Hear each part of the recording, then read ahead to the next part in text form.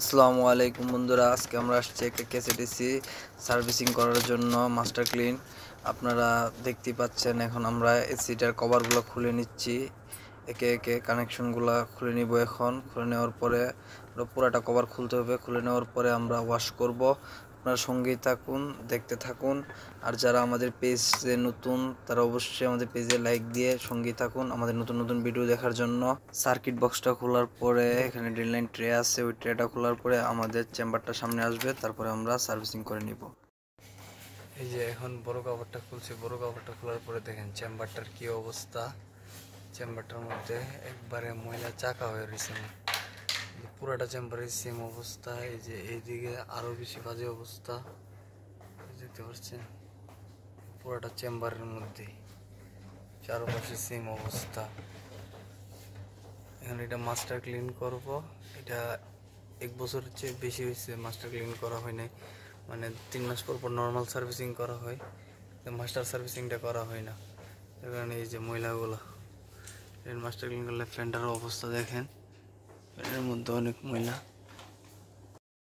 এই যে ট্রেটা খোলার পরে ট্রেটার অবস্থা দেখেন, কত ময়লা, একবারে চাকা চাকা হয়ে রয়েছে ময়লা পুরাটা ট্রের মধ্যে। এই যে এদিকে কি অবস্থা, ডাইরেক্ট পুরোটা অনেক দিন হয়েছে সার্ভিসিং হয় না, যার কারণে এই অবস্থা। এখন আমরা পুরোটা এই যে এসির কভার টাভার খোলা হয়ে গেছে, মাস্টার ক্লিন করবো।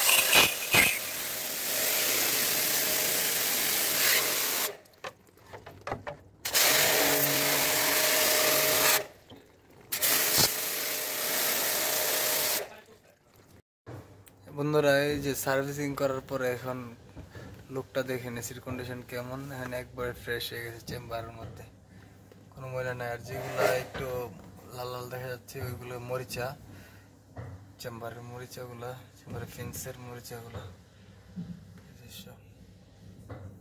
চারপাশ এসির কন্ডিশনে অন্যরকম হয়ে গেছে এখন।